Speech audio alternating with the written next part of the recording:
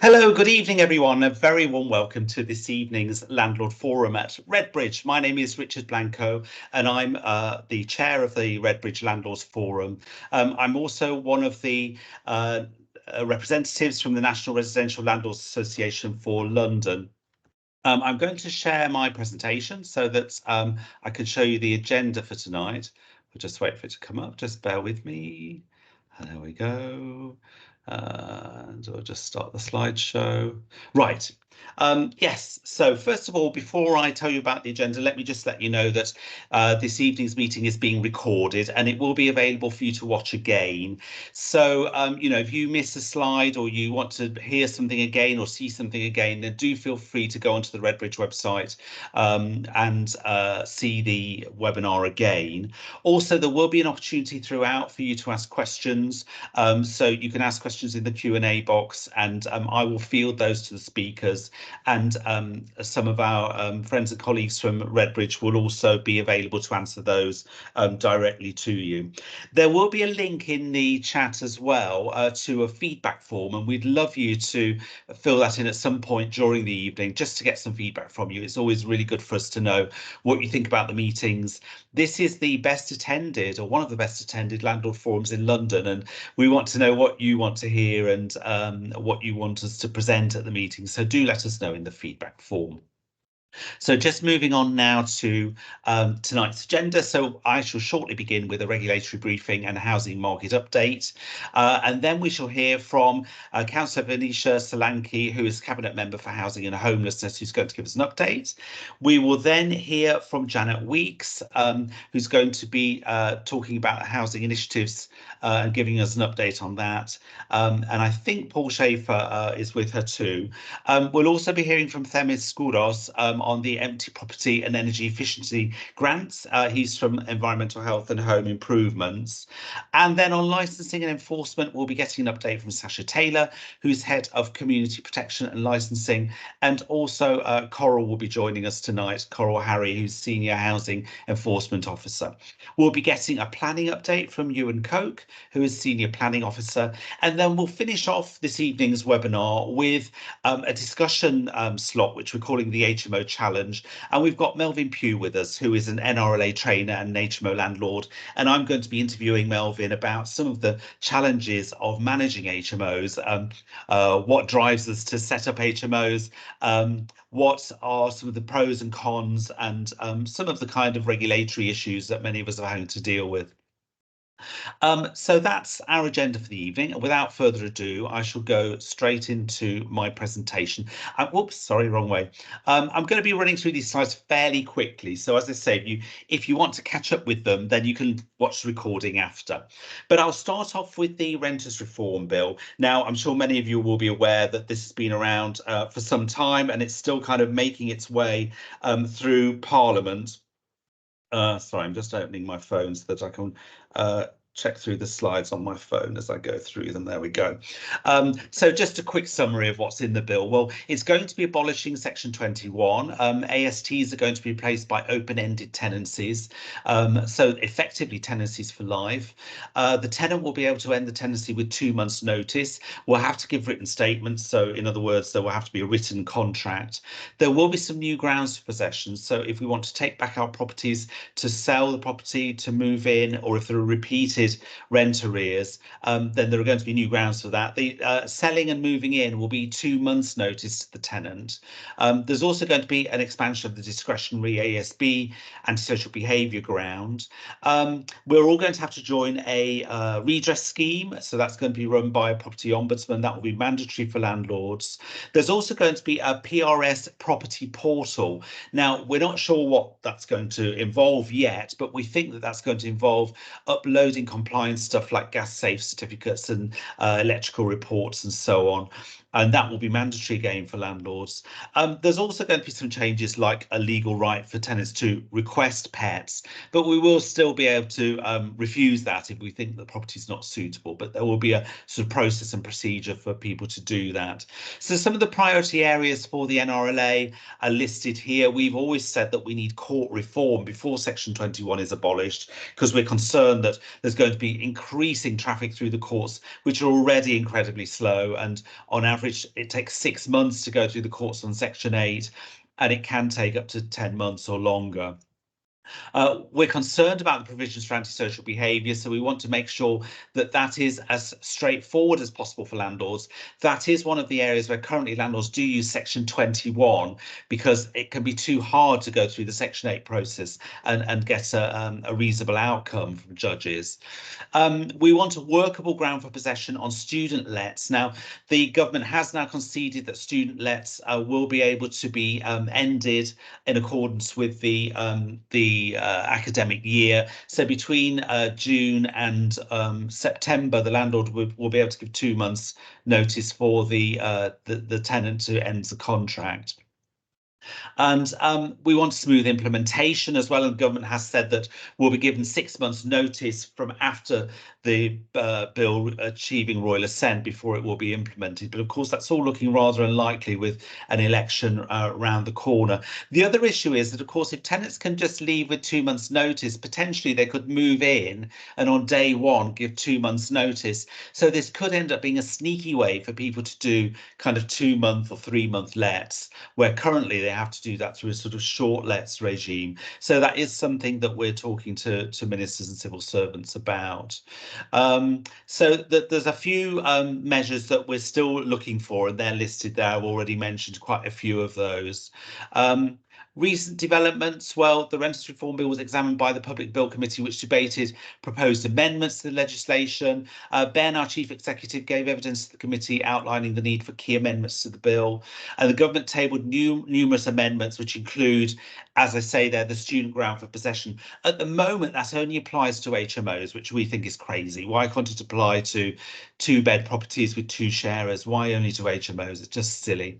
There are powers to set a new decent home standard for the private rented sector, which we're not too worried about. We think that will be fairly straightforward. A ban on discriminating against tenants with children or those in receipt of benefits, which we broadly support. A provision to hold superior landlords liable for the behaviour of a rent-to-rent company. So that's where if the rent-to-rent operator doesn't get a licence where they need to because it's an HMO, and the tenants then claim a rent repayment order for up to 12 months. Currently, the rent-to-rent operator would be liable for that. Well, the government's changed that. So now the landlord, the person who owns the property, will be liable for that.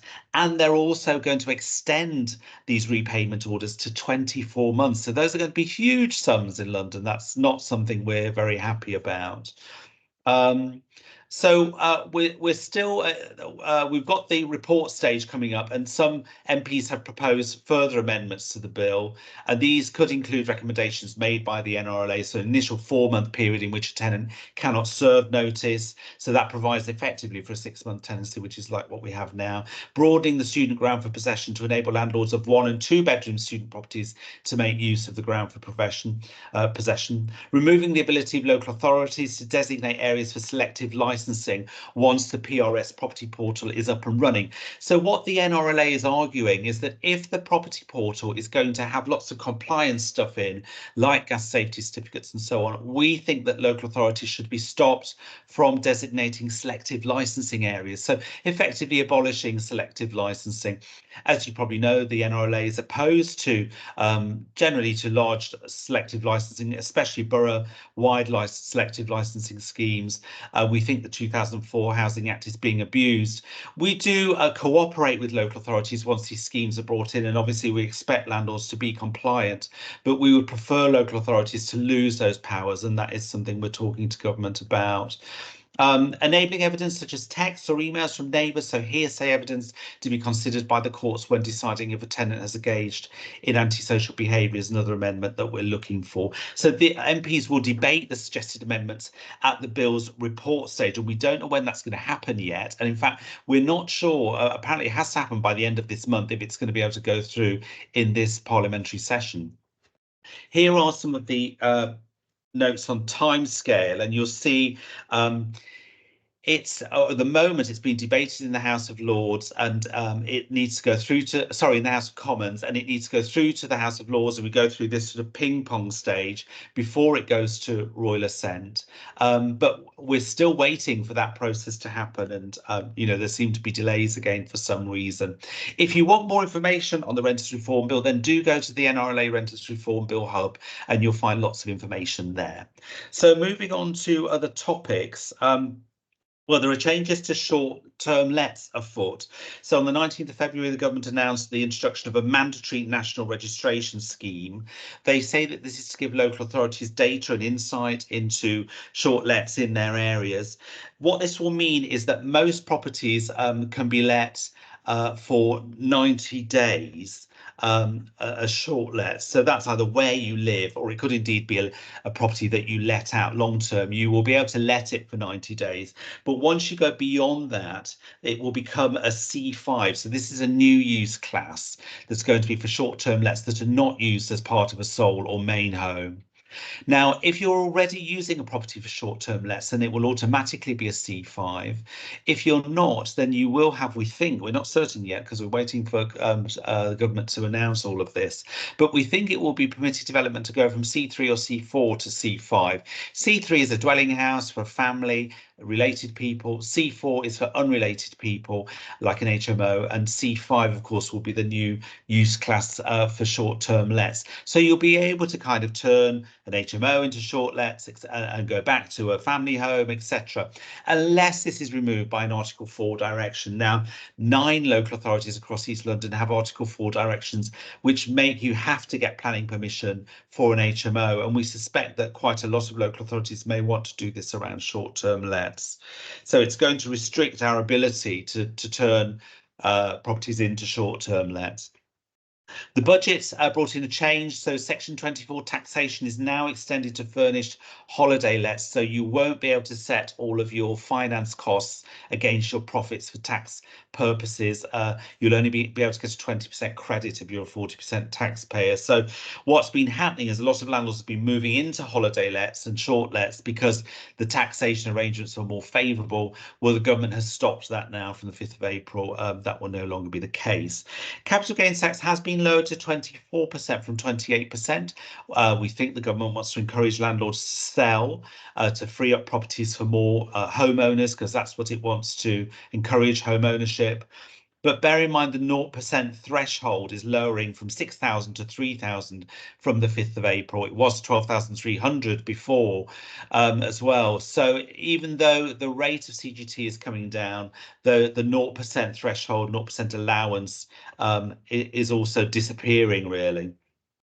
Moving on to the How to Rent guidance, well, this has been updated. There's an October 2023 edition. So do make sure when you start a new tenancy that you do give that to tenants, because you are required to give that to them at the start of a new tenancy, or in fact, when you renew a tenancy agreement. Just to mention on minimum energy efficiency standards, well, you'll be aware, and I just want to make sure you're aware, that the government decided not to go with its introduction of a new EPC band of C for rented properties, which is going to be from 2025 for new tenancies, or all tenancies for 2028. The current system is that the minimum is E, and if your property is F and G, you won't be able to let it out unless you manage to get it onto the exemption certificate, and that is voluntary. It's not particularly onerous. The Labour Party have said if they come into government, they will reinstate this. But of course, we'll have to see what happens, because 2025 is very soon. And so the whole thing would be likely to be pushed further back if it did happen.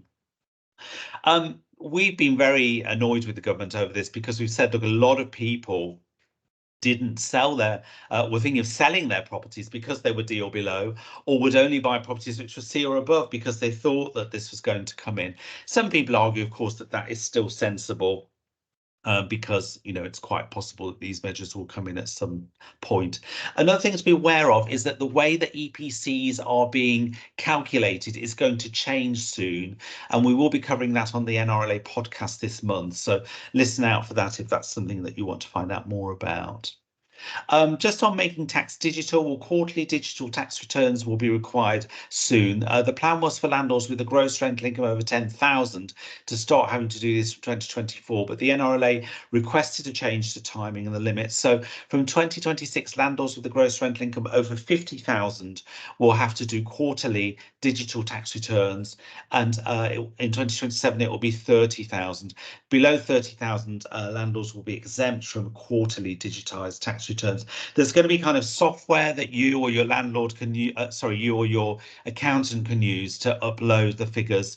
And what will happen at the end of the tax year is you will do a kind of balancing thing, and a reconciliation. So if you have an accountant, obviously do talk to them about this, or if you don't have an accountant, then you're going to have to get your head around how to use that software. I suspect what will happen is HMRC will provide free software for those of us who might need it.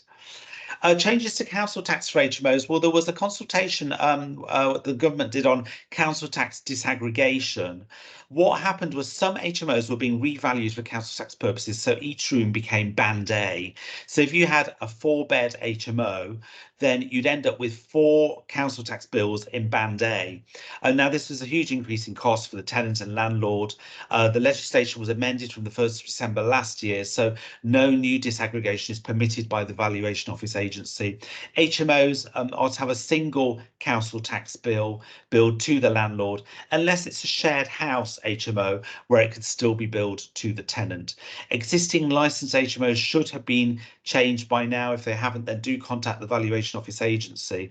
Or if you've got an unlicensed HMO, perhaps because you've got an HMO in a borough that has 3 or 4 people in and there's no additional licensing, then you can request that the VOA disaggregate council tax in your property, and they must sort that out within 4 months.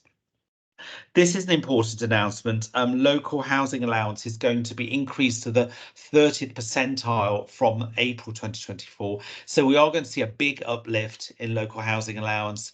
They will then be frozen. Those rates will be frozen again thereafter, which, hopefully the next government, whoever's in power, will look at this again, because it really affects people on low incomes. I think something like 3% of properties at the moment, either 3 or 5%, are affordable if you're on local housing allowance, and that's just completely ridiculous, isn't it, for people on low incomes? Just be aware that the National Trading Standards has published new guidance outlining what information must be included on a property listing. So do Google that if that's something that's of interest. If you advertise through Open Rent or the NRLA's portfolio, then obviously they will advise you on that. And if you use a letting agent, then they will already know about these changes. Certainly they will if they're part of a professional body like Arla Property Mark. Just a quick reminder that you must have a carbon monoxide alarm in the room where a gas boiler is. That's a change that was brought in some time ago, but obviously I'm concerned that some people are still not aware of that. And certainly when you get a gas safety certificate, the gas safe engineer will check to see if you've got a carbon monoxide alarm in that room, and it does need to be tested at the start of a tenancy. And generally the gas safe inspector will test it as well when he or she does the gas safety certificate. Just to mention, because it's a big issue for some people, this issue of non-qualifying leaseholders. So what happened was government set up funds for people who've got cladding that could be combustible. To qualify for those funds towards remedial work under the Building Safety Act, you have to own a property in a relevant building that's higher than 5 stories with at least 2 dwellings in it, and your lease must have existed before the 14th of February 2022, and your property must be your primary residence, or you owned no more than 3 properties in the UK. Now, we were banging our heads against a brick wall when we tried to talk to ministers in the House of Lords and the House of Commons about this. Why is it that landlord with 3 or more properties cannot get help towards cladding? It's just not fair at all, and it's just been plucked out of the air. So you can imagine people who don't fulfill those 3 criteria are non-qualifying leaseholders. It's estimated that 1.3 million non-qualifying leaseholders in blocks that are 11 meters or lower, 400,000 in taller blocks, and many of those will be landlords like you and I who own 3 or more properties. People who have a share of the freehold are also non-qualifying leaseholders. And if you buy a lease or extend the lease after the 14th of February 2022, you will also be a non-qualifying leaseholder. So that's going to really put people off buying in taller buildings where the cladding might have to be changed. There's a lot of problems with this legislation, and there are a couple of campaign groups that are trying to get it changed. The Leasehold Reform Bill was published in November. It aims to make it cheaper and easier for leaseholders to extend their lease and take over management of their property. The bill will also abolish marriage value, cap the value of ground rents included in calculating the lease premium, and prevent freeholders from recovering legal costs from leaseholders. The NRLA has responded to the government consultation on ground rent in existing leases, recommending that it should be capped at a peppercorn, as it is in the case for new leases.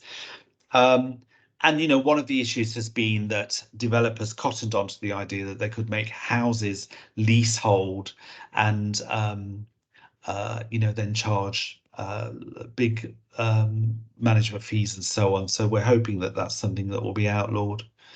There's this new service causing the Housing Loss Prevention Advice Service, which is there for tenants, and it's to support at-risk tenants who may be at risk of getting into debt and losing their housing. So just be aware of that, and you might want to signpost tenants to that.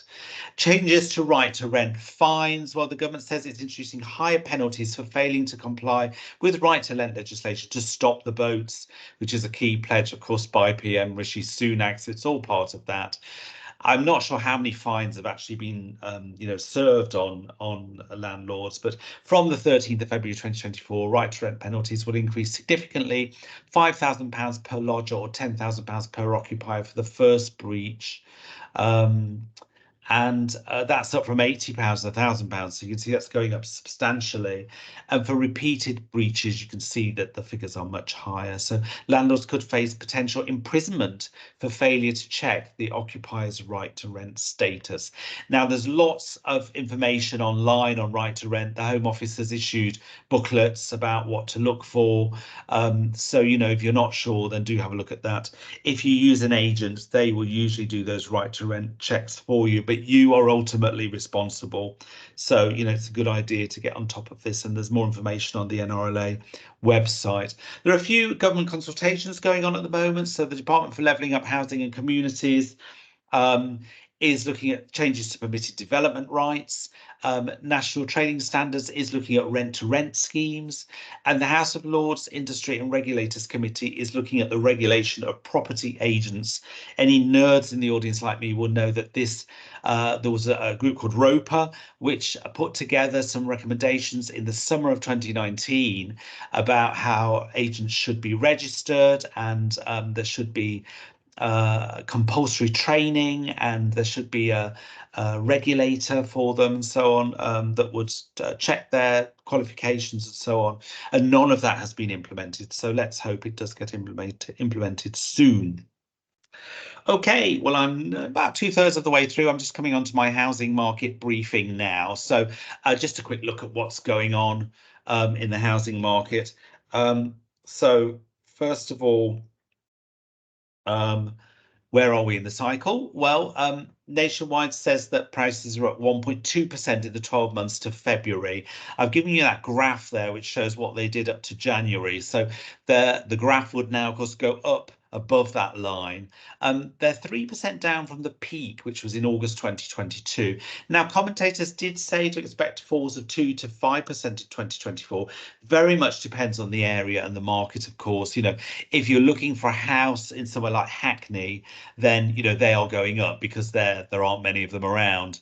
But there are other areas where house prices will be softening quite substantially. My sister's trying to sell a 2-bed flat in a village in Nottinghamshire, and prices there are really soft because the market isn't moving there. Now, factors influencing the sales market are, of course, economic uncertainty.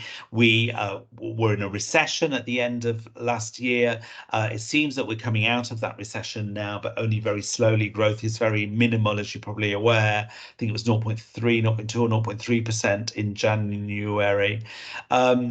And also geopolitics, of course, the war in Ukraine, the war in Israel and Gaza, elections, the Trump election, the UK election, all of those things are making people a bit jittery. There is the question of pent-up demand, and agents certainly do tell us, I think demand's gone up by something like, this is from, not sure who this was. Oh, yes, from the RICS, that 21% of surveyors report an increased number of instructions. So it seems the market is starting to pick up a little bit. Here's the inflation projection from the Bank of England. So you will see that it actually dips down to 2% very soon, a kind of spring. And the thought is that because the cap for energy prices is going to go down in April, that's going to bring the inflation figure down to that target level of 2%, and then it will go up slightly for the rest of the year, but it will be quite close to the Bank of England's target, which hopefully means that interest rates will come down sooner rather than later.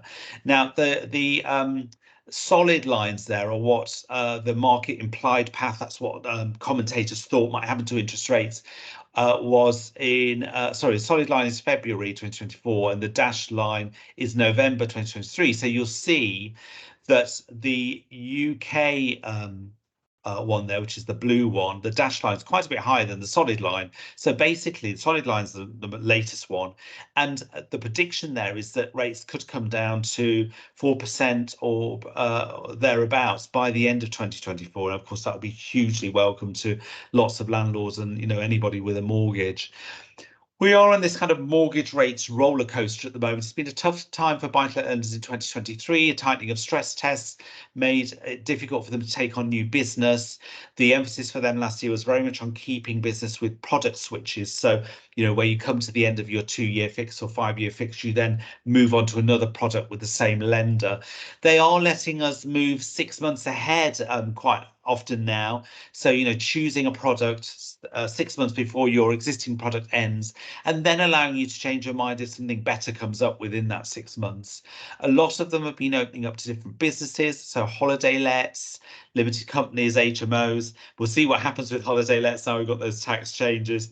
The average 2-year fix peaked at nearly 7% 6 months ago. It's now under 5.5%, and there were some excellent rates around at the end of January and early February. I managed to pick up a 4.04% 2-year fix with TMW. It actually dropped to 3.99, and I snapped that up.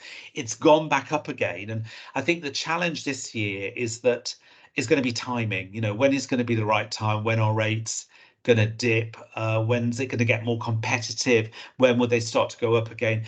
2-year swap rates have started to fall again. They were rising, but started to fall. They were 4.56 1 month ago. They're now 4.4%. And 5-year swap rates were 4% 1 month ago and now 3.79%. Swap rates are what lenders tend to use for fixed rates. So that would tend to suggest that we might be heading for slightly lower rates in months to come. In terms of mortgage approvals, you see that they're down considerably on where they were about a year ago, so they're lower than usual. And look at this, the average time to secure a buyer in London, this is up until December, these are Rightmove figures, 78 days is higher than it's been for about 12 months. It's worth noting that we're still not building enough houses. And of course, this is one of the problems around supply. Look, we've never reached that 300,000 target this century and rarely gone over 200,000. I think in the latest year, it's going to be something like 160,000. So very disappointing. Is the supply crisis easing? Well, in NRLA research, 28% of landlords tell us they plan to sell in the next 12 months, 8% are buying. 12% actually sold. This is in Q3 last year, 5% actually purchased. So although that's lower than what people say they intend to do, you'll see that gap between people selling and people buying is quite big, isn't it? Capital Economics says that 400,000 PRS properties have been lost since 2016. That's about 10%. Rents are up 9.2% in the UK, excluding London. That's according to Rightmove, and that's new lets. Contacts to agents, they said, were down 13%, but properties coming to market were up 7%. 23%. So in other words, there's more properties coming to the lettings market, but fewer people looking for properties. You'll see that it's 11 tenants for each property marketed, whereas that was 25 in the autumn. 23% of people had said that they had to lower prices as well. So that's new, isn't it? Rents were up 6.2% according to the ONS figures in the UK, 6.8% in London. Those are records, although the ONS only began this index in 2016. And that's for all lets. I think they're probably peaked. I think they're going to start to come down again now. We've got this perfect storm for landlords where the Renters Reform Bill plus licensing and Article 4 directions and potentially MEES are really putting landlords off, making them think, shall we stay in the market? I've recently had to do 2 licenses for HMOs in boroughs that have additional schemes, and it's £4,000. By the time I've done fire risk assessments and so on, it's a lot of money at a time when my rents are not covering my mortgages anymore, and it just makes you think, why am I bothering? And I think a lot of landlords are thinking that now. We've got rising interest rates, of course, which have been very painful, but hopefully this year will be the end of the pain around that. And punitive taxation continues. We were all praying that we might get something around Section 24 in the budget, but we've seen nothing. And in fact, it's got even worse because furnished holiday lets have been brought into the scope of Section 24. Interesting that capital gains tax came down to 24%, and that could encourage quite a lot of us to sell. And what we're seeing is the 1990s generation of landlords is starting to think about retiring, and maybe that leaves space for newer, younger landlords to come in and take over.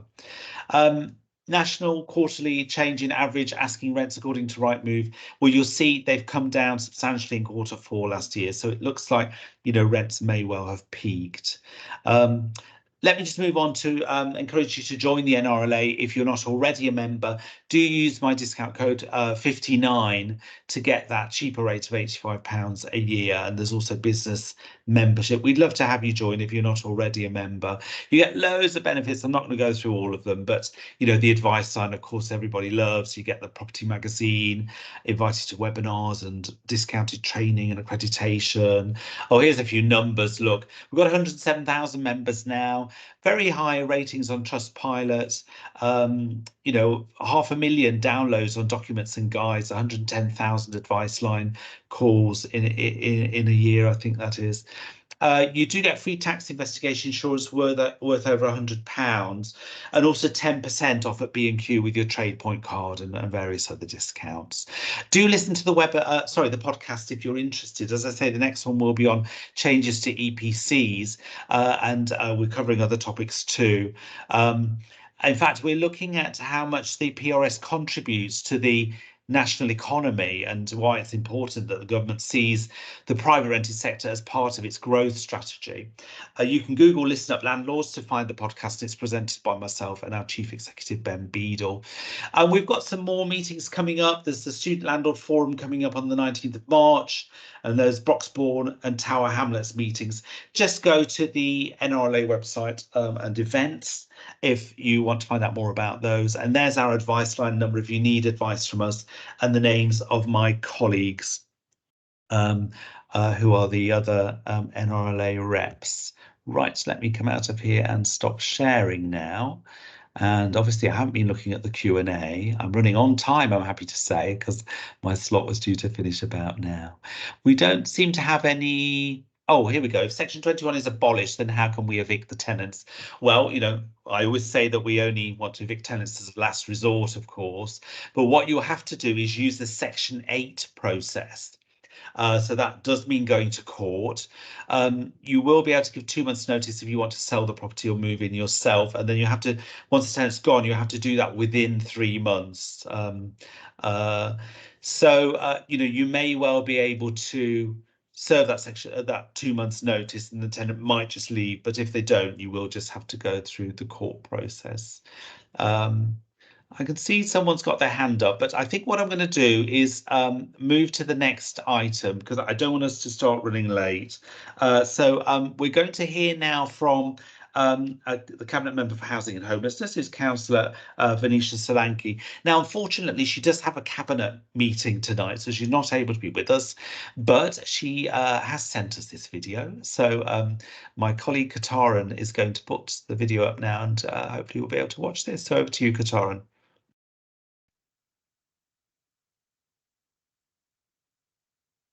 Hi everyone, I'm really sorry that I'm unable to be there with you today. I'm currently in a cabinet meeting, but I just wanted to come here today to talk about why the private rental sector is really important and how we can be better at communicating with our landlords. The private rental sector, as you all know, is an important part of the borough, and we want to work with landlords to ensure the provision of good quality accommodation. We want to get better in the way we communicate with the private rental sector and especially landlords, and we're going to be doing a range of things to improve that. So we'll be providing responsive service to inquiries received from landlords and tenants, and we'll also be regularly publishing our key performance indicators, and we'll also be targeting non-compliant landlords to ensure that our most vulnerable residents have access to good quality rented accommodation. Through our enforcement work, we'll be visiting suspected unlicensed properties. So if you feel like you've seen a property that you think does not have a license, please do report it, and then our enforcement officers can go out and actually inspect the property.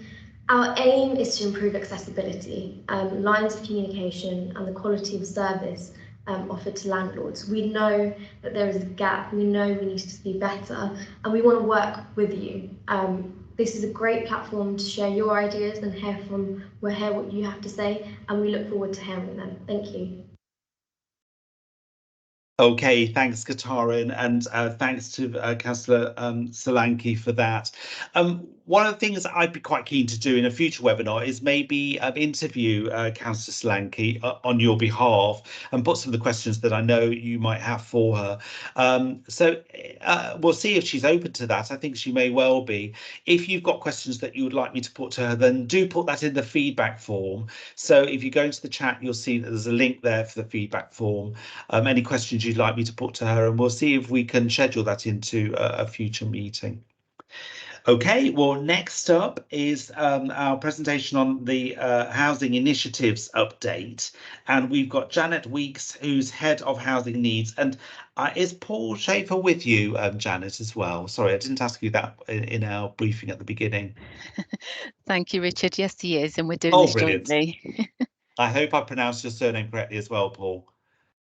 Please tell me if I haven't. But over to you, Janet. Thanks for joining us this evening. Thank you. Am I sharing screen? Yeah. No, can't see it yet, Janet. I'll let you know when I can see it.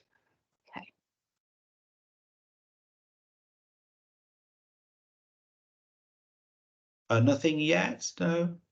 Oh, here we go. Looks like it might be happening. Yes, we're away. Yes, if we just go on to slideshow and we should be good. Sorry, there's a bit of a lag.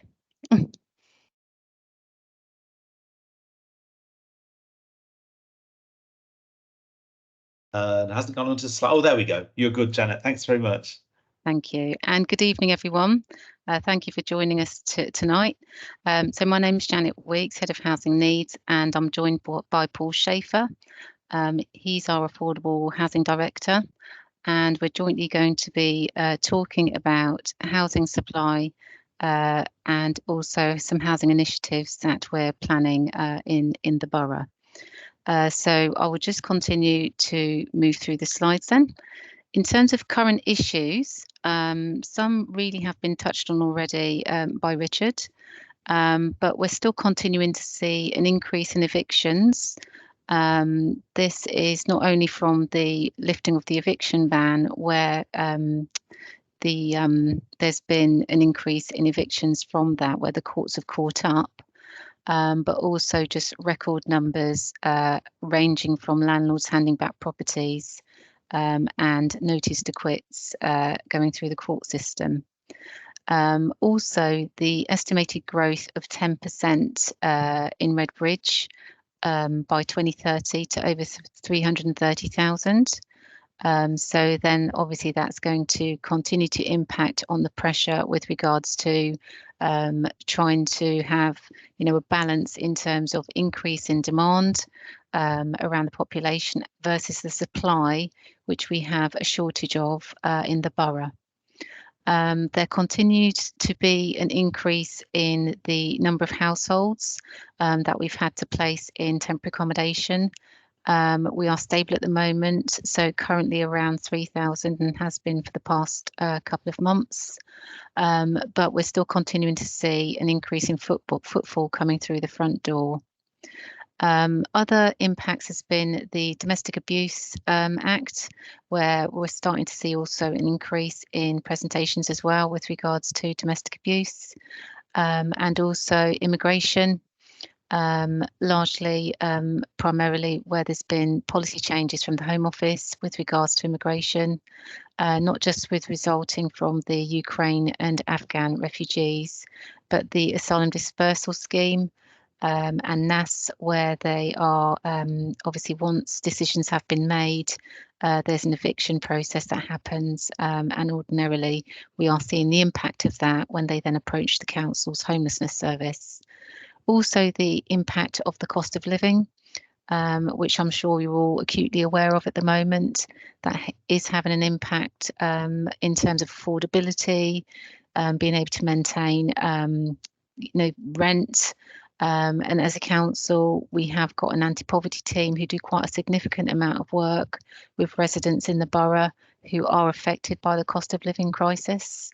Also, the local housing allowance, although that's due to be increased up to the 30th percentile from the 1st of April, that's still not significant enough in terms of the gap in terms of affordability.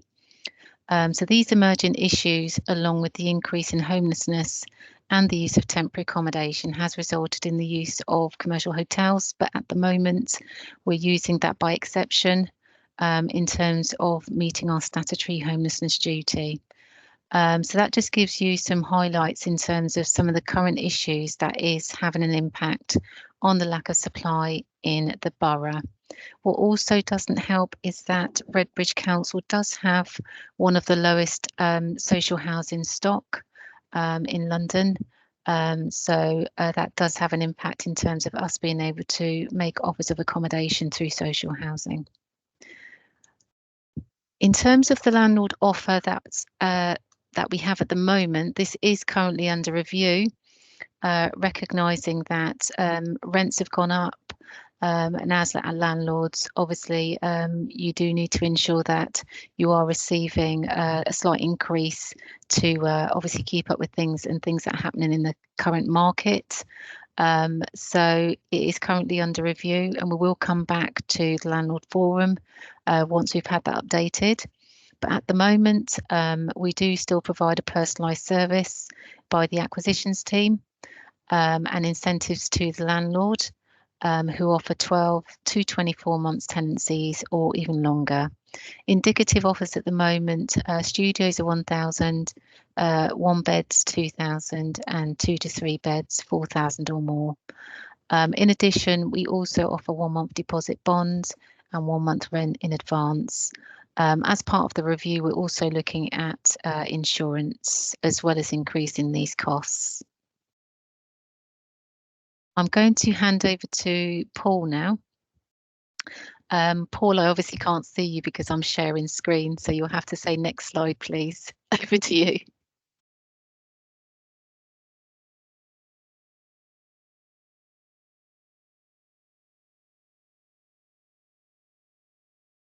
Is Paul? Hello, Paul, are you there? You there?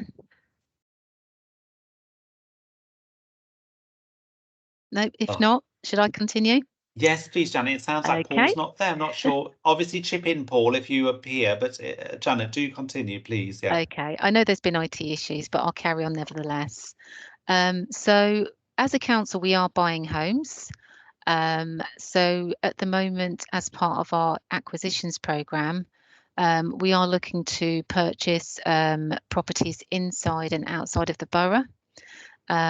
This programme has already started.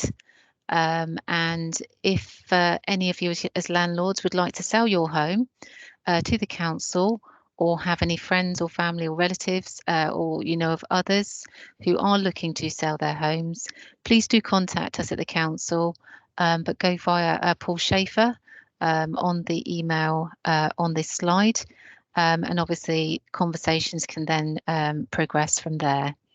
The council are also looking to help landlords bring vacant long-term empty properties back into use, on the condition that these properties are rented to the council. Again, for more information, Paul Schaefer is the contact for that. So how can you help as our landlords that operate in this borough?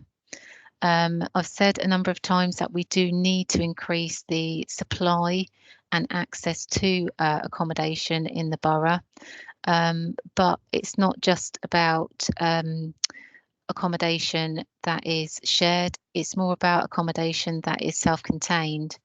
So although we may welcome HMOs, for example, to assist with singles, we really do need more self-contained properties.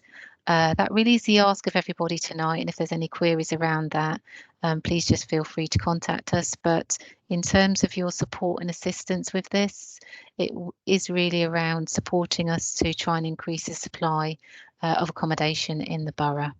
Janet, I can see Paul. He seems to have appeared. Hello, Paul. Can you speak to us? No, I can't hear you, Paul. You're muted. I'm so sorry, Paul. I'm not sure why that is. Janet, you delivered the rest of the presentation beautifully. Thank you very much. Thank you. And just to say, you know, if there are any other further questions, you can put that through to the private lettings email address on this last slide.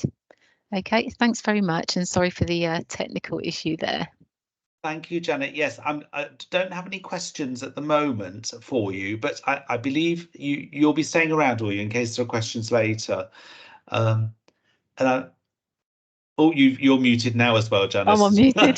Sorry. Sorry about that. Yeah, I'll be staying until 8 o'clock just to pick up any questions in the chat. Okay, and I don't know if we're able to unmute Paul at some point in case he's able to answer questions later. So thank you very much. That's Janet Weeks, who's Head of Housing Needs, and Paul Schaefer, who's the HRA Programme Director. Okay, well, we'll move on to our next item, which is empty property and energy efficiency grants. And we've got Themis Skoudos, who is Group Manager for Environmental Health and Home Improvements. Good evening, Themis. Good evening, Richard. Good evening, everyone. Welcome. I shall attempt to share my presentation. Bear with Go us for it, yes, and I'll shout when it's up. Oh, apologies.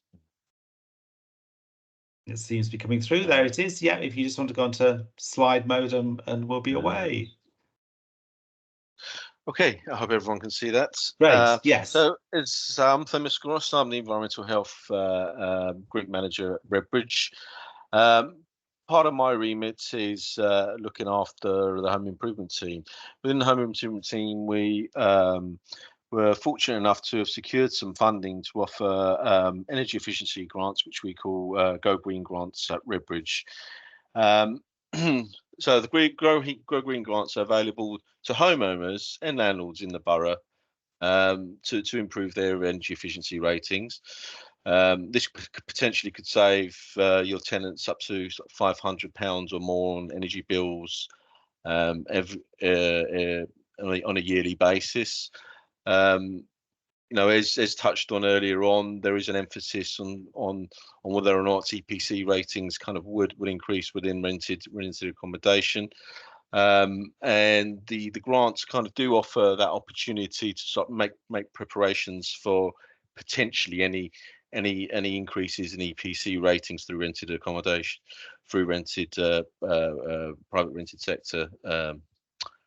So the grants are available for up to 4,500 per home, and the amount of funding is dependent on an energy efficiency rating, which will be undertaken as part of the whole package that we offer. Most landlords will obviously have an EPC rating, but many owner occupiers kind of don't have an up-to-date EPC rating. So as part of the survey, as part of the grants, we'll kind of offer that that initial survey. So funding is only available for properties that are D or below, and this is actually phase 3 of our funding stream to energy efficiency grants. Unfortunately, the first lot of energy efficiency grants weren't open to landlords, but as I say, through some funding from the UK Shared Prosperity Fund and Disabled Facilities grants, we're able to offer these grants. In the case of rental properties, landlords, the landlord needs to make the initial application, and it's automatically generated. And it's automatically generated an application for tenants to supply income. So eligibility is based on your tenants within the property, and their household income has to be 30,000 and under in order to apply for the funding.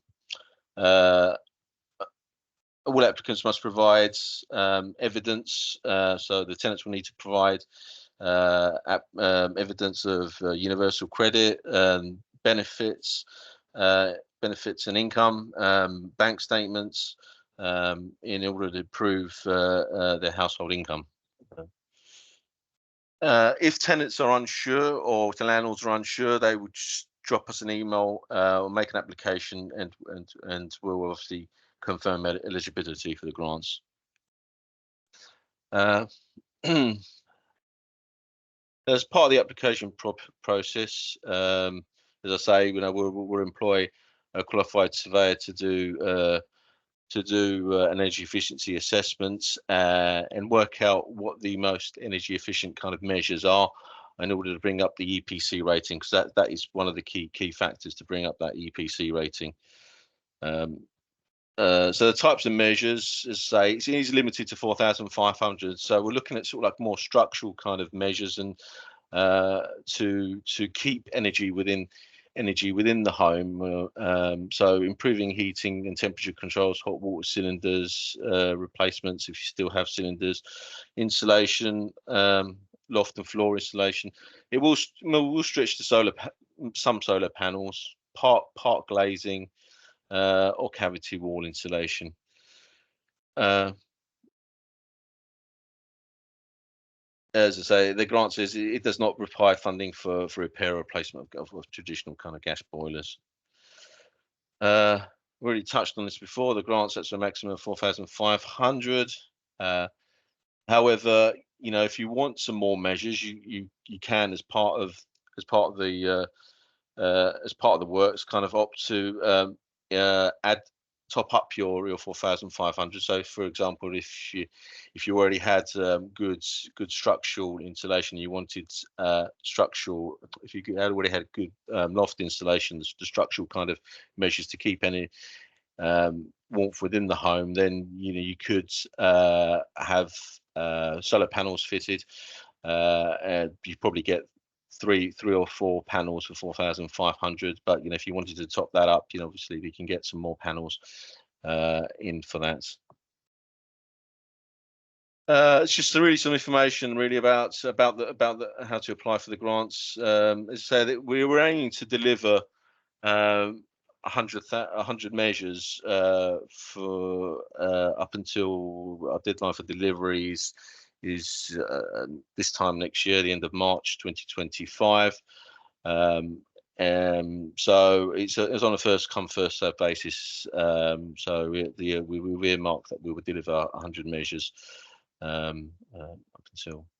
So yeah, that's the email address there. If you want to make if you've got any queries on the grant process. Okay, yeah.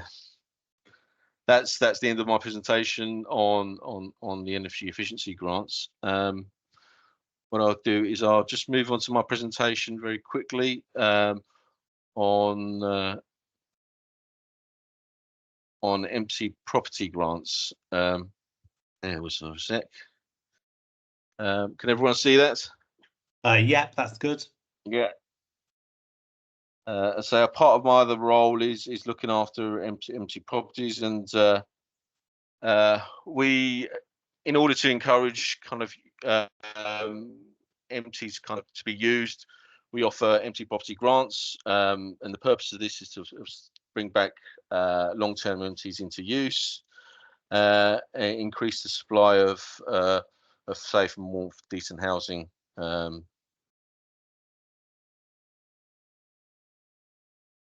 So who can apply for the grants? Owners, obviously the fit and proper person test, and the property has to be empty for at least 6 months. Obviously in Redbridge. So there are 3 options for landlords for use of our grants. So renting with nomination rights, we have an option there of 5 years or 3 years. Obviously, the grants are kind of reduced dependent upon the length of the nomination, and we also offer without nomination rights, but smaller amounts of funding. But we'd like to obviously see that there's a commitment to rent for at least 5 years. So the amount of grants. So it's up to 50% the cost of any eligible works to get the property to a decent standard, and it's capped on the number of bedrooms with nomination rights. So with a maximum of 3 beds, it's 40,000 for a 5-year agreement, or 24,000 there with a 3-year agreement. Without nomination rights, it's maximum of 8K, obviously significantly less, because we'd like you to rent your properties with the council. And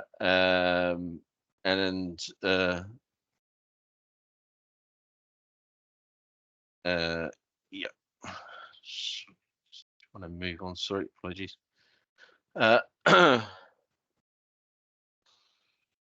So what are the advantages? So with the private sector licensing scheme, or either the 5 or the 3 years, you get guaranteed rents, no void costs. It's linked to the local housing allowance rates, resettlement support for nominated tenants, managed by partners. So there's a managing agent looking after the property, those associated costs. There's no break clause, and an additional 1K for decoration once taken on by the council. So the grants, they're not means tested, and they're not repayable providing the conditions are met. And there's just a note on the local land charge that obviously you've agreed to nominate to the council for 3 to 5 years. It's just an email address really for any inquiries about our empty homes grants. Thank you very much, Themis. It's important to point out to people that Redbridge is very active around empty properties, and it's one of the few boroughs that still provides, quite substantial grants to bring empty properties back into use. And I've been dealing with some of your colleagues actually recently about a property that's semi-derelict next to one of mine in the borough, and they've been very helpful at trying to be proactive around bringing it back into use. So you and your colleagues are doing important work, I think. Let's just we've got a few questions. First of all, we've gone through how to apply for green grants. Somebody asked that. This, I suspect they probably do a very quick answer to this. If I've already self-funded recent energy efficiency improvements, can you apply in retrospect of the work being done? I very much suspect the answer to that is no, but you can tell us in a minute if I miss. The other thing is, what can we do if the tenant does not allow us to carry out works through the grants? Some ask for the tenants to some ask for the tenants to sign as they are on benefits and they refuse. There's an issue there about if tenants refuse for the works to take place. Perhaps first of all, deal with that one. Can you retrospectively apply for a grant? I suspect that's a no, is it, Themis? No, you can't apply for a retrospective grant if you already had that measures undertaken. Yeah. I'm afraid. The other question was around, yeah, I mean, it's a very valid point, actually something I missed off of my presentation. Now, landlords will have to sort of like get agreements from their tenants that, you know, there may be some disturbance for the duration of the assessment's not going to be too difficult, but obviously delivery of the works, depending on what type of works they are. So the other tenant really does have to be on board. I mean, my personal views, I would tenants as if, you know, well, this is going to save you energy bills in the long term, you know, and you know, and you know, you're obviously going to want to keep your tenants for a longer period of time, providing they're good tenants. But ultimately, you know, Themis, I mean, the tenant does have exclusive possession of the property. So if they're refusing works, you can't actually gain access without a court order. And, you know, I don't think you're going to get that for improvement works of this nature. So, yeah, you do need to do it with the cooperation of the tenant, don't you, I think? Correct. Now, for energy efficiency grants, obviously the property does have to be in Redbridge, doesn't it? It's a Redbridge specific scheme, isn't it? Correct.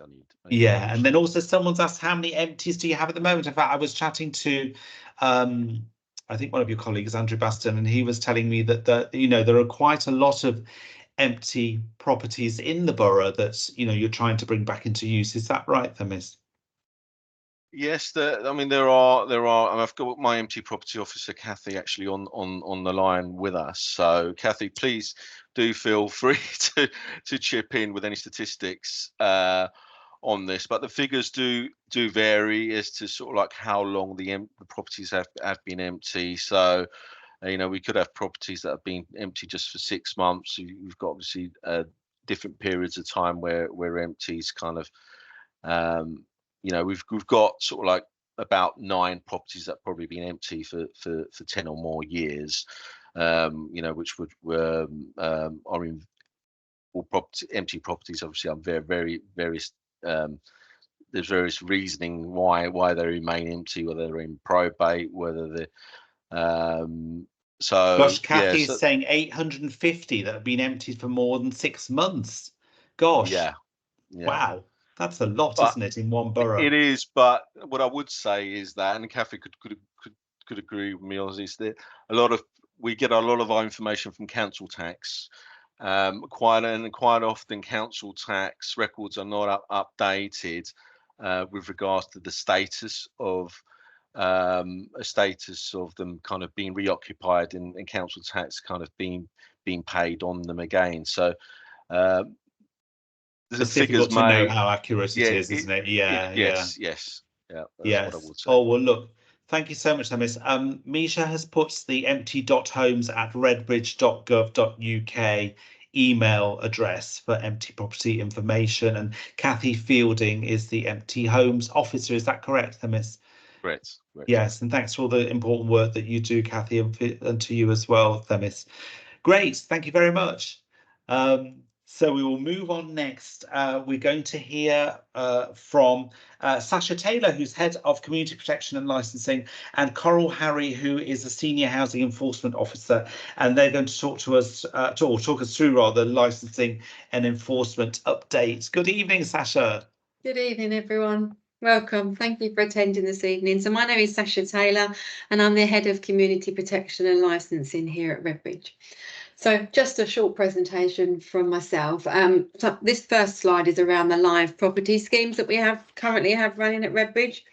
Is that as a slideshow, Richard? No, not. You need to put it on slideshow. I think that's better. Actually, we've got the next slide view there. I don't know if you can change that so that it becomes. So if you click on display settings, Sasha. Yeah, got it. Swap presenter fly. Yeah. Is that right? Thank you. Oh, lovely. Thank you, Kataran. Thank you. Brilliant. Sorry, I can't see any hands up, so I'm sharing the screen, but we can answer any questions later. So you'll see clearly in the red part that we have selective licensing scheme 3. So that covers 2 wards in the borough. And that came into force on the 1st of November last year. And then we have just opened applications for scheme 4. So they opened on the 4th of March, but the scheme actually starts on the 8th of April this year. So you'll see that in the green areas. The other sort of like beigey colour areas, they're the wards that are not currently covered by selective licensing. And then on the other side, we've got borough-wide additional and mandatory licensing. So we've got interactive maps on our website, and I believe these slides will be shared with you, but that you can go on the map to see if you actually need a license in the area that you have your property. So this slide's around renewals, and I just wanted to put a light sort of touch apology out there to any of you on the call that had tried to make an application recently, but you had some problems with making your applications. The system that we had not been upgraded for quite a number of years. So Misha and the team worked really hard on the upgrades, but unfortunately it did cause a couple of glitches for people. So apologies for that.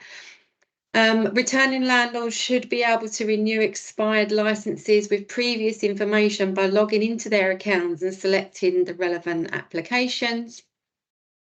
Mandatory HMOs in the next 6 weeks. So your license is valid until the expiry date printed on the license. So just because we've got a new scheme in place, it doesn't automatically mean that you have to go and get a new license. You wait until your current license is expired. So customer care, as Councillor Solanke said previously in her video, is really important to myself as head of service. And we've sort of come up with ideas to help if needed. We've got some free online application help sessions set up, one for the 23rd of April and one for the 25th of April, when you can join via Teams.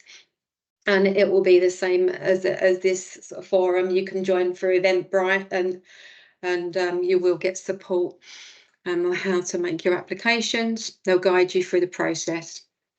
We will be coming up with extra sessions as well over the coming months to help support. And very helpful here, Cheryl, who is the manager of the processing team, has put the email address, telephone number, and the postal address if needed. And that's my end of my presentation. Thank you, everyone. Thank you, Sasha. And somebody mentioned in the chat that the online application has been difficult.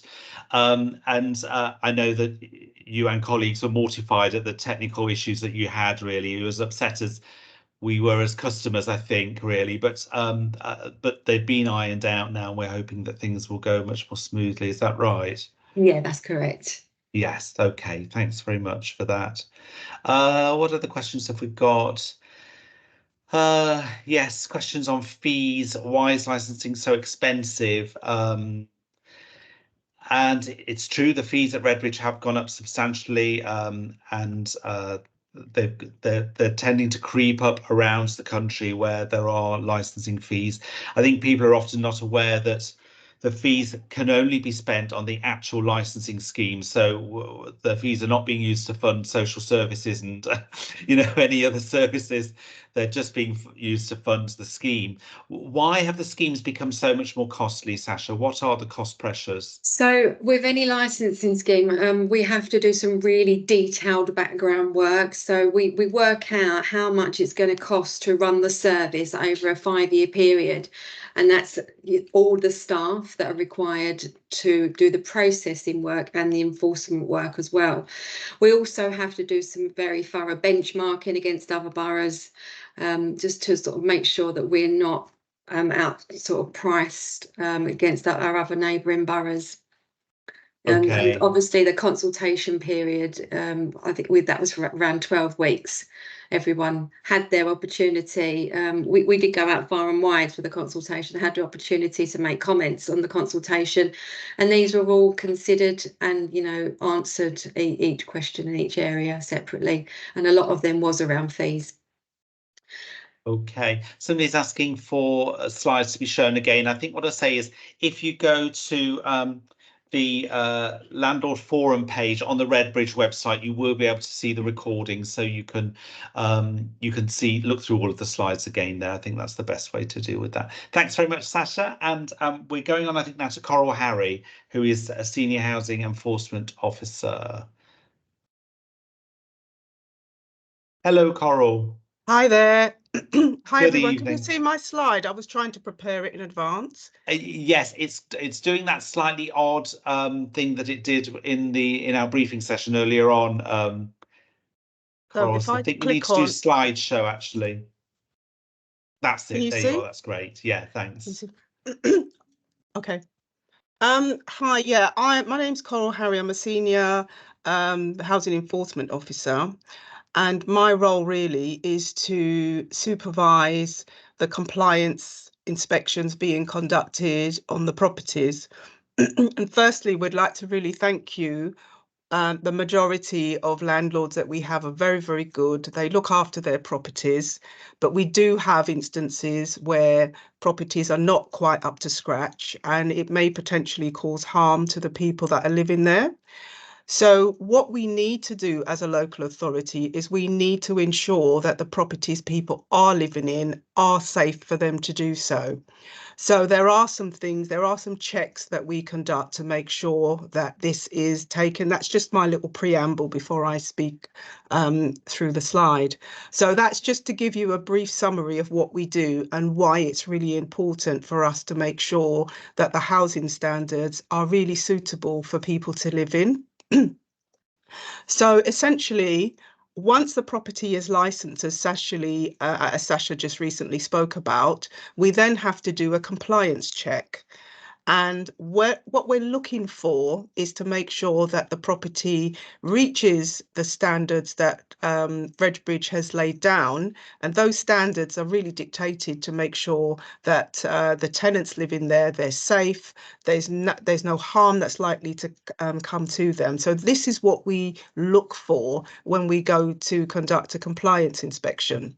So what happens when we do that? So the officer that would be going out would either be an environmental health practitioner or a housing enforcement officer. What they will do is they will schedule an inspection, and the idea is to look at the property from top to bottom to make sure that everything is safe. Basically, what's going to be happening soon is that there will be a booking system that will be introduced, and it will give you an opportunity to book a suitable appointment that works for yourself. This is something that's going to be happening in a not too distant future. So just to let you know.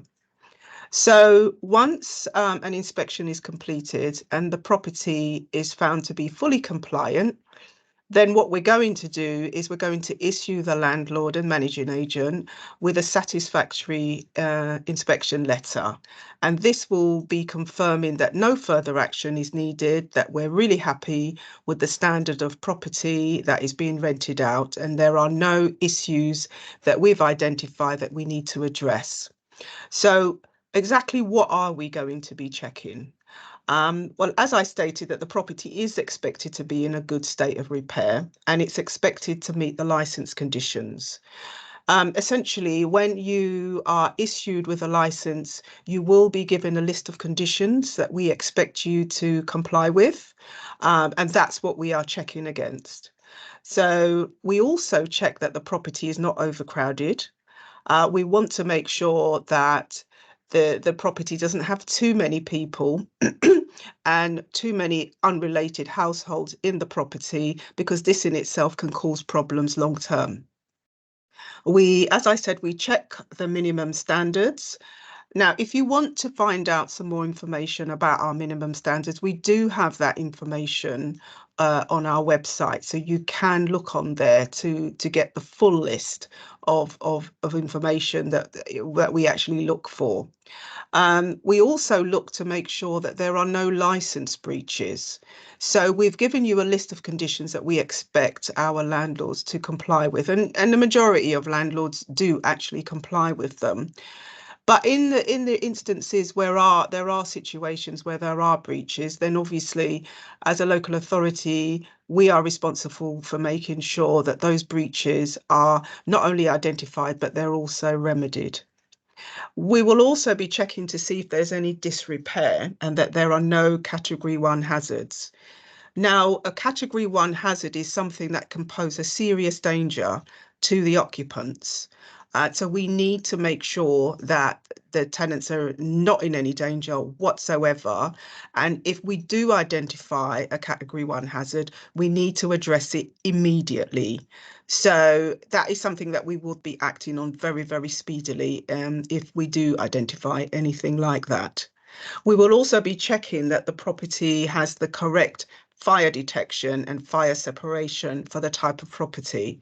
So, for example, if we go into a property and it's a selective license, one family living there, the fire detection standards will be quite different for a property that's occupied with multiple households who are unrelated.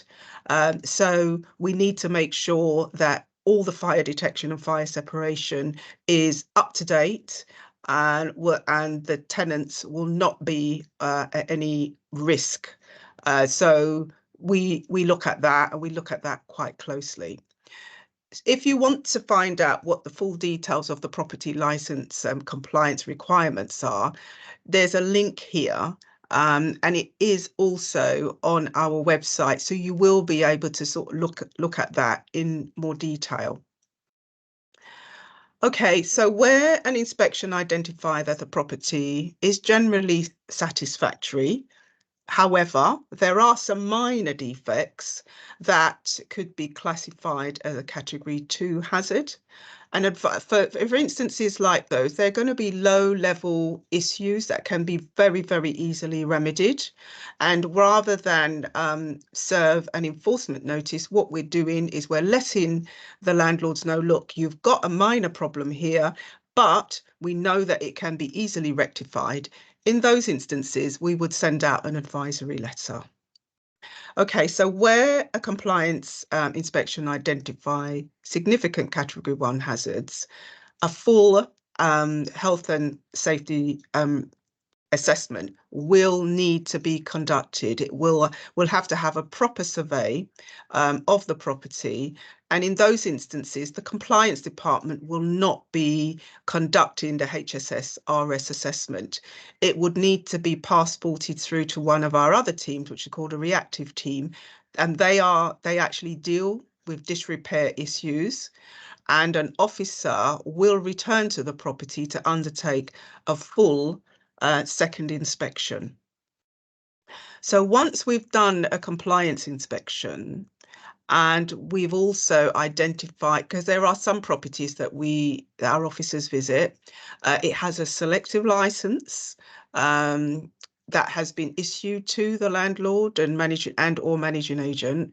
But when we go into the property, we notice that there are several unrelated people living in the premises. Now, in that instance, we would look at it and say, we'd gather the evidence. And if there's sufficient evidence to say that this property is actually not a selective license, but it's operating as a HMO, in those instances, to make sure that we're actually correct, what we would do is we would pass that over to our other department, which is the reactive team. They will conduct a full investigation to make sure that the compliance team hasn't made a mistake, and they will gather enough evidence to conduct an investigation to find out whether or not the property is operating under a selective license, but it is in fact a HMO. So we would have to do our proper checks first before we take any further action. And finally, where a compliance inspection is carried out and significant breaches are actually identified, such as breaches of management regulations 2006, 2007, or any other license condition breaches, then the local authority will review the case, and we will, in instances where we have to take enforcement action, then obviously we will. However, we will conduct our investigations thoroughly to make sure that we do have all our facts correctly, and those will be dealt with via a civil penalty or potentially a prosecution. Thankfully, most of the properties that we actually visit, we do find that the landlords are very, very cooperative. If there are any issues that need to be addressed, then they are usually particularly helpful. So that's really good. So we'd just like to thank you in the first instance, you know, for having pride in your homes, looking after it, maintaining it well, which makes our job a little bit easier. So that's my presentation. Lovely. Thanks Thank so you. much, Coral, and thanks for you know, praising good practice, because, you know, as we know, a lot of the landlords who attend the forum are you know, do a good job and have pride in the work that they do. So Yeah, of course certainly. there are bad landlords out there, and we hope that you will find them and take enforcement action to deal with them. So great. There were some questions in the Q&A, and they've been most of them have been answered now, because some of them were requesting links and so on. So I think we're going to be able to move on, just conscious of time, to our next presentation, which is from Ewan Coke, who's Senior Planning Officer, and this is a planning update. So over to you, Ewan. Thank you, Richard. I'll just share my presentation. Great.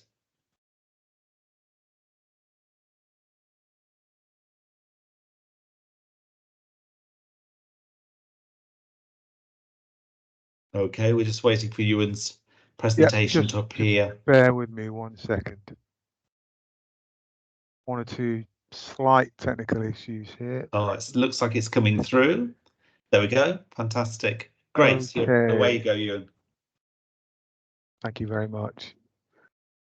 Hi, everyone. I'm Ewan Coke. I'm a planning officer at Redbridge Council, obviously.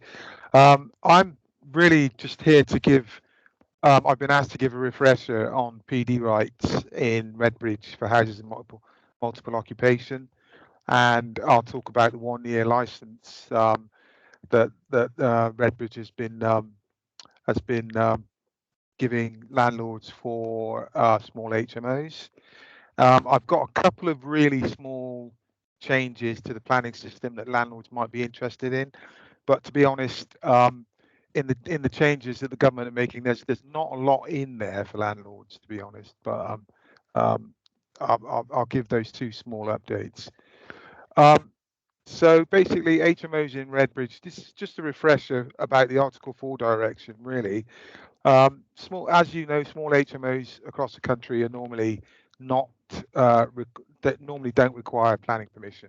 They're permitted development under planning regulations. But in Redbridge and in a lot of other authorities, permitted development rights for small HMOs have been removed. PD rights for small HMOs were removed through an Article 4 direction, which came into effect on the 6th of December 2019. After that time, small HMOs have required planning permission in Redbridge. Large HMOs have always required planning permission, so that means that all HMOs in Redbridge now require planning permission. Just bear with me 1 second. Yeah, and before you can actually operate your HMO, you must get full planning permission. It's not a question of getting a certificate of lawfulness. It must be a full planning application. Just bear with me 1 second. I'm just trying to see my notes here. Yep. For HMOs existing after the 6th of December 2019, which is when the Article 4 direction came into place, that's what that's when you'll need full planning permission. Basically, if you've got an HMO that's been in existence before that cut-off date, you need to demonstrate that it's been in operation, and you need to demonstrate lawfulness. There's ways of doing that. You can submit a certificate of lawfulness, existing use, but with that you'll need to provide some evidence along with that, and that can be in the form of verifiable predated signed tenancy agreements or contracts, and where available, evidence of rent collected. You can, if you've got a small HMO license from before that cut-off date, that can be evidence of a pre-existing operation of an HMO before the cut-off date for the Article 4 direction, but not on its own. You'll need to provide other evidence as well to go with that.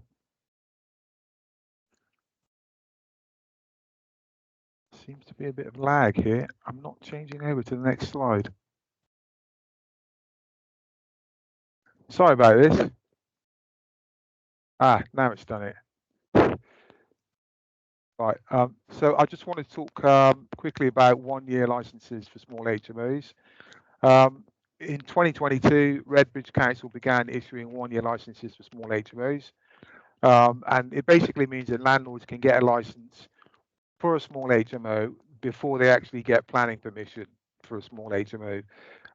We've been discovering in planning services that we found that some landlords are operating small HMOs without planning permission once they get their 1-year license, and they should not be doing that. There are limitations to the 1-year license. The license doesn't grant planning permission to operate a small HMO in Redbridge, which they must obtain because of the existence of the Article 4, as I've said in the previous slide. So the 1-year license isn't planning permission. Landlords must get planning permission, and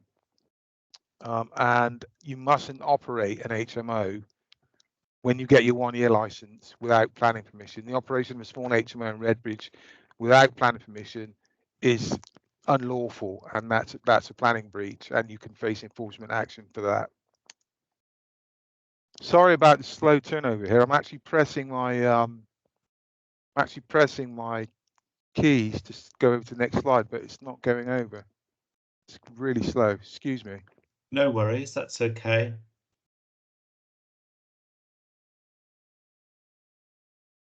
It's not gone through to the next slide yet, Ewan. It wasn't doing this in practice, believe me. Okay. Is it worth clicking on it? Trying that instead? You hit the space bar, or you hit the left bar to go, right bar to go forward, and it's not switching over. Try clicking on the slide somewhere. Right, now, there you go. Yeah. Sorry, I think I've gone too far now. No, I haven't. No, That's it. Right, now it's happening. Right, so when you get your 1-year license for a small HMO, you get your license and you get the conditions in it. On the back page, there's this box here, the pink box, that tells you all about the limitations of small HMO license. And around here, it talks about the need for getting planning permission. So you need to, as landlords, you need to be aware of the limitations of the license that you get. And you need to read this information on the back of the license in this pink box. And basically what it says, as I've already stated, is that a 1-year license does not grant planning permission. And it doesn't grant permission or consents under any planning related legislation. It also says that property is, if the property is being used as an HMO without planning permission, like I've said, it's a breach of planning control. I've already mentioned that, and it mentions that in that pink box. And you should check with the council's website to make sure that you've got the correct planning permission for the 1-year license that you've got for small HMOs. The text also says that the license does not offer any protection against enforcement action taken by the planning service if you do not have planning permission. So you will face enforcement action if you don't have planning permission for your small HMO, even though you've got a 1-year license. If you're unclear about any of this, I advise that you come to the council and speak to our planning team. You can make an appointment with the duty planner in the first instance, and then seek further advice beyond that. That pink box at the back of your license also states that landlords must obtain planning permission for a small HMO within 3 months of receiving your license, and that's a requirement of the license. If you don't get planning permission within 3 months of receiving your license, you're opening yourself to enforcement action. So you must get planning permission pretty soon after you get your 1-year license. Sorry about this, Richard. I'm waiting again for the slide to slip you over. probably need to click on the slide again, Ewan, and click on the slide, and then there we that's go. it. Yeah. There we go. Okay, so that's it about small HMOs and 1-year licenses. I just want to give you a quick update from the Levelling Up and Regeneration Act 2023. Just 2 small updates that I thought landlords might be interested in is one to do with the 4-year rule. I'm sure you're all aware of the 4-year rule, but I'll give you an example. If you've got a property, a family-sized property that you want to convert, you've converted into flats, and you didn't get planning permission to do that. You should have, but you didn't. Then to escape any enforcement action, you need to demonstrate that it's been in operation for at least 4 years, and you can do that through an existing certificate of lawfulness. That's how it currently works. The government have proposed to change the 4 years to 10 years. So in future, you will need to demonstrate 10 years of operation in order to avoid enforcement action. It's not yet in force. We're still waiting for some more legislative changes for that to come in. But the change really aims to enhance the planning system's enforcement capabilities and give councils more power to act against unauthorised property changes. So yeah, we don't know when it's coming into force yet, but if you're thinking that you need to get a certificate of lawfulness to demonstrate your 4 years of operating an HMO or flat conversion, then I would do it as soon as possible. The other one is increased council tax for second homes. And this is basically from April 2024, the council tax empty homes premium that currently works on empty homes up to 2 years. So if you've got a second home and it's empty for 2 years, the council tax premium goes up basically, and it could be doubled essentially. The government are proposing to change that from 2 years vacant property for your second home to 1 year. So if you've got a second home and it's vacant for 1 year, then the council tax premium can go up. And this targets periodically unoccupied properties, or periodically occupied properties rather, aiming to curb vacancy and short-term rentals of second homes, and generally address the large number of unoccupied properties, especially long-term vacant homes. The increase in the council tax premium is at the discretion of the council, and like I said, it could be up to 100% increase. So that's another change that's coming in under the Levelling Up bill. There we go. Finally, we're running short of time, Ewan, so I just need to ask you to be brief on this, I'm afraid. Okay, so quickly, this is biodiversity net gain, and basically what I was going to say is that biodiversity net gain is basically something that's come through the Environment Act in 2021, and it's approach to development whereby developers need to increase the level of biodiversity on the site as it was after the development. There has to be a 10% increase net gain in biodiversity after the development is finished, in comparison to before the development. And this is going to be mandatory for all major applications and small applications. Major applications from February this year, small applications from April this year. The mandatory requirement applies to all majors and minors, and biodiversity net gain is a mandatory condition on the grant of planning permission. The condition will need to be discharged by submitting a specific biodiversity gain plan, which will need to be approved by the planning authority before the development can commence, and a specific Section 106 legal agreement relating to biodiversity net gain will need to be entered into and signed off by the developer. I'm not going to go into this too much because it's meant to be a short presentation, but we do have the website. The link there is to our biodiversity net gain website. This is just for landlords that are interested in development, if they want to do a small development for flats or a small HMO development. And if you go to the website and you've still got any questions about biodiversity net gain, you can contact us on that email address, and we'll get back to you. You can contact the planning policy team via that email address. Okay, that's my presentation. Thanks, Ewan. Just a question from me, and really from an NRLA perspective, Ewan. What we would usually expect with boroughs is where a landlord had an HMO licence before the Article 4 direction came in. Given that one department, as you know, of the council has given an HMO licence, that the planning department would accept that as evidence that there was an HMO prior to the Article 4 direction coming in. But you seem to be suggesting that you want more evidence. Why is that? Because basically planning is separate to licensing, and we just need to demonstrate more evidence that the property has been in operation since before the Article 4 direction. We need that evidence to show. But presumably the council, the licensing team will have done compliance inspections and, you know, will have granted an HMO license because it's an HMO. So why do you need more evidence? Like I said, it's literally just to demonstrate, just to give us the solid evidence that we need in the planning service to show that the small HMO has been in operation. I mean, can I ask you, Ewan, to look at that again, please? Because I think from a landlord experience and just sort of reasonable levels of regulation, that we would hope that if, you know, one department has granted a license prior to the Article 4 direction coming in, that the planning department would accept that that was an HMO. Okay, I'll take a look at it again, and if anyone's got any questions, I'll come back on that.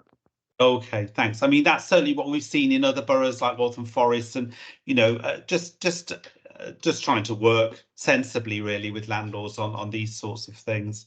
Okay. Is always obviously welcome. Okay, Yep. Thank you very much, Okay. Ewan. Thanks. Thanks a lot. Thank you. I think your presentation is still up, Ewan. So if you could unshare that. There you are. Brilliant. Thanks very much. Okay, we're coming on to our last slot now, and I'm going to be talking to Melvin Pugh now, who is one of the NRLA trainers and is a specialist on HMOs. So I'm hoping that Kataran can bring your image up so that it's you and me talking, Melvin. There you are. Yes. I'm not sure if this is going to work. We're going to have the two of us sort of highlighted, but let's see if Kataran can manage that. Good evening, Melvin. Thanks very much for joining us. Hi, There Richard. Thank you very much. Hello. Hi. So yes, very sobering hearing that stuff about Article 4 directions there, Melvin. No comment. No comment. I mean, the NRLA is very much opposed to Article 4 directions and sees them as extremely intrusive. And unfortunately, it's something that we have to live with every day in East London. You know, we would very much like to see Article 4 directions on HMOs stopped. But let's talk first of all in general terms about HMOs. It's an area that quite a lot of landlords seem to be moving into, particularly because it can be seen as more profitable. I mean, what do you think are the benefits of running an HMO, Melvin? Why do some landlords turn to this as an option? I think you just said it, Richard. It is more profitable. It's certainly more profitable. It's also a less risky investment in some respects.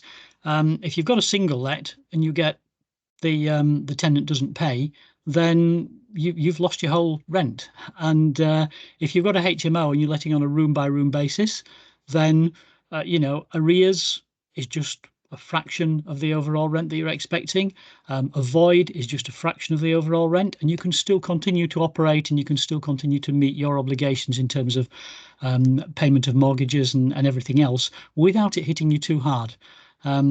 But the other side of this, of course, Melvin, is the increased management and having to deal with a long list of regulation now, isn't it?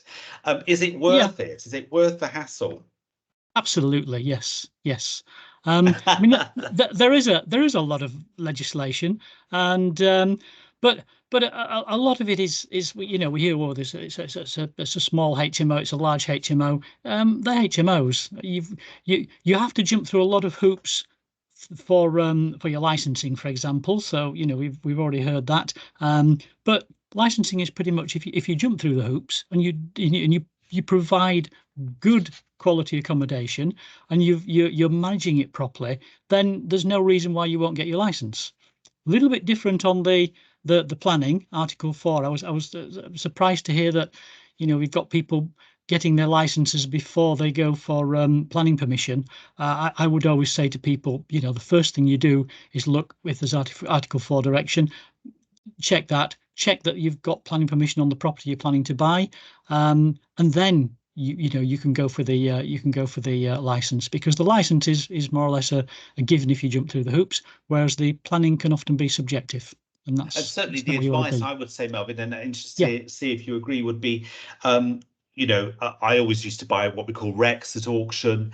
And, if I were doing that now, I would be refurbing to comply. So basically, when I do the refurbishment, putting in all the fire doors, all of the fire separation, all of the smoke and heat alarms or fire panels if required, and making sure that's just all in place right from the word go, because it's cheaper to do it all at the beginning in that refurb, isn't it, Melvin?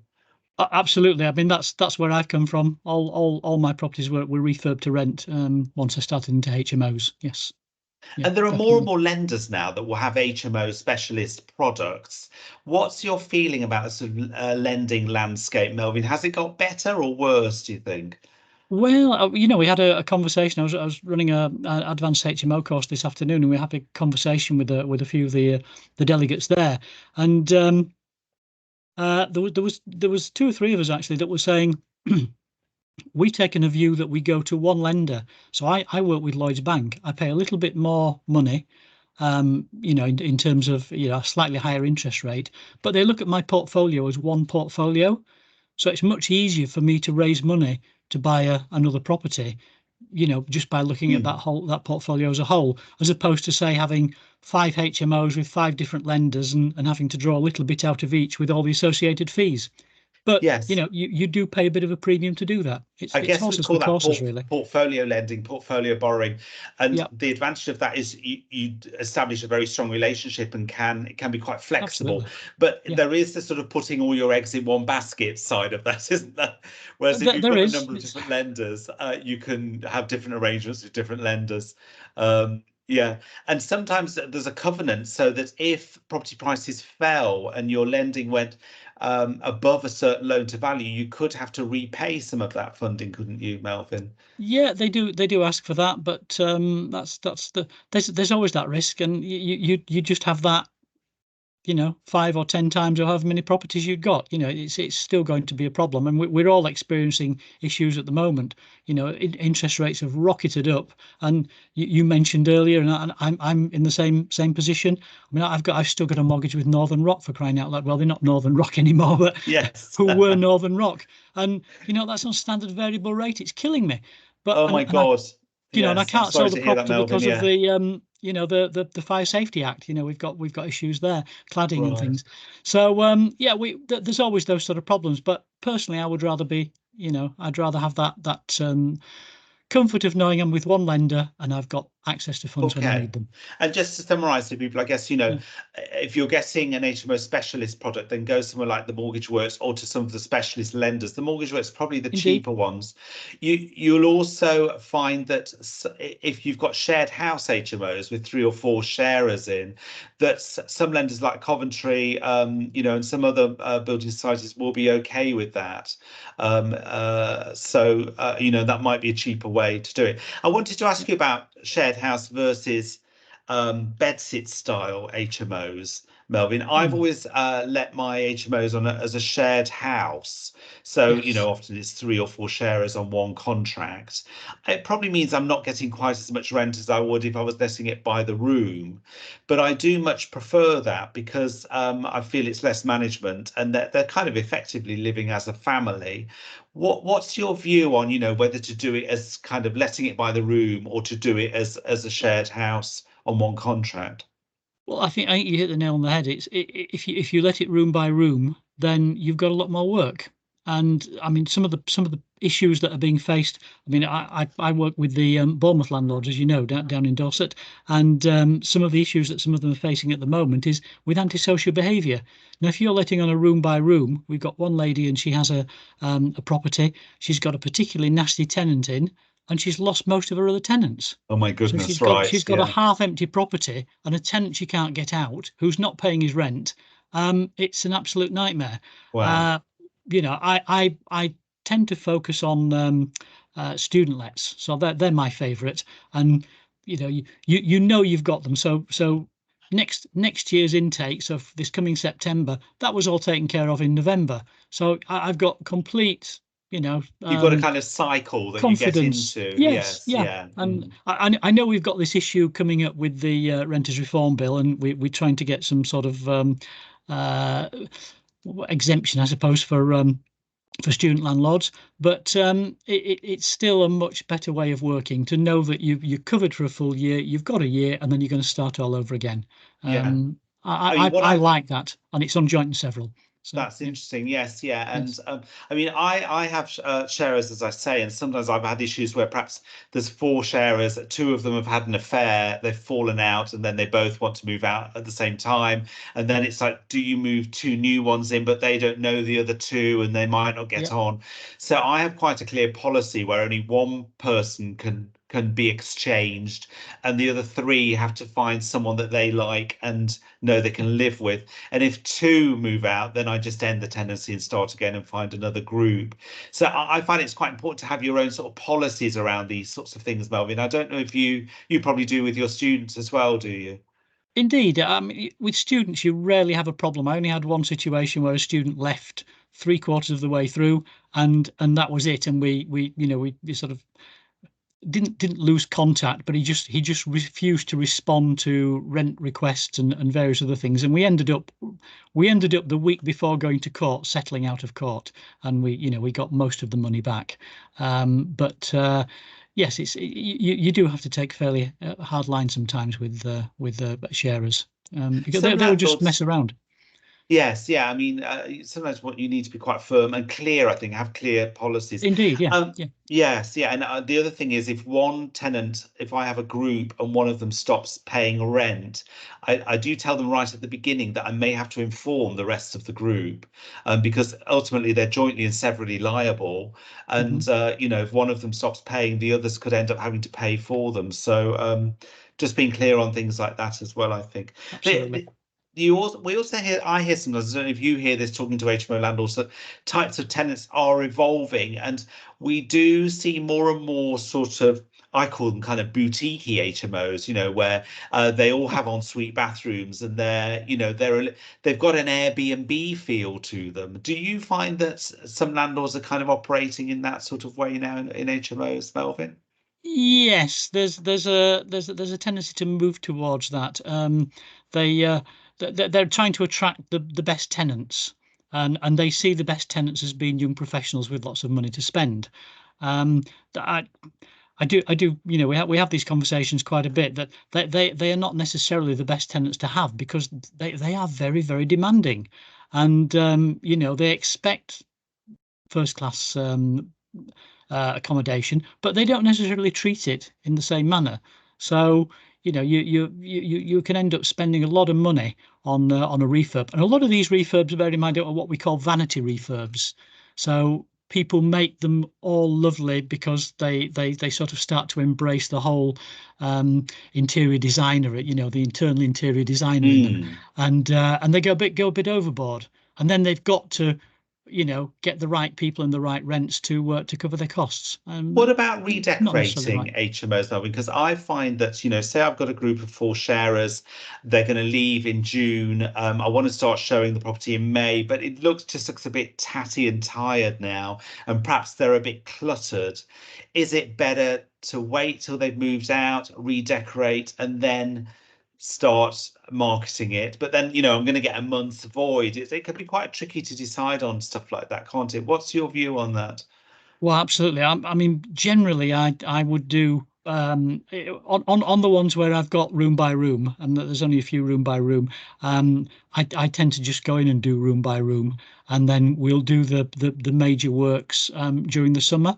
At the same time where we're doing the student lets, because we just allocate time with student lets. On joint and several, you've always got that 1 or 2 months in the middle of the year where there's nobody there, and that's the ideal time to do your maintenance and repairs. The problem with that, of course, is that everybody in that town, all the other student landlords, are trying to do exactly the same thing. Getting hold of a plumber and electrician or whatever is a bit of a nightmare. Oh, very interesting. Yes, it is good. So there's pros and cons with everything. Just keeping on top of things and sort of a rolling period. So if you've got somebody leaves on a room by room, decorate the room at that point while it's empty. Yeah, I don't think people are too concerned these days. I mean, the demand is such for property generally that, you know, whether it's been redecorated or not, it's not going to impact whether or not somebody will want the room. It's more about us maintaining the property and maintaining the value and the condition of it. So, just mentioning Article 4 directions, Melvin. I mean, the whole of East London is under Article 4 directions. Some people argue that in a way that's quite good because it means existing HMOs, you know, increase in value because it's harder to set up new HMOs. yes. But other people argue just avoid boroughs with Article 4 directions because it's just too onerous to have to apply for planning permission. And certainly some boroughs like Newham are very restrictive with the number of HMOs that they will allow. So you're quite likely to get refused anyway. And presumably you need to ask a planning consultant, that sort of stuff. Do you think it's best to avoid areas with Article 4 directions, or what would be your view on that? Absolutely. I mean, the reason that Article 4 direction is implemented is really to restrict planning. Now, if the planning department are out to restrict the number of HMOs in an area, that doesn't bode well for your planning application, does it? I mean, it's just it's common sense, really. So yeah, I would avoid our areas with Article 4 direction in place. The other thing is that it's a little short-sighted sometimes because the Article 4 direction can backfire. It did in Southampton. I was talking to some of the people a few years ago. They wanted to restrict the number of HMOs in a particular area, student HMOs, and so they put an Article 4 in, and the net effect of that was that the people who were there that didn't have HMOs couldn't sell because nobody really wanted to move into an area where there was a high density of HMOs. The potential market for those properties had gone because landlords knew they couldn't get planning permission to turn them into a HMO, so they didn't want to buy them. And as you quite rightly said earlier, the price of the existing HMOs went up, whereas the price of the ordinary property went down because nobody wanted it. It's certainly worth it backfires badly. Yeah. Right. Okay. Yeah. It distorts the market, doesn't it? It does completely. But certainly, if you've already got an HMO, probably in East London, it's worth hanging on to because it's increasingly difficult to set up HMOs.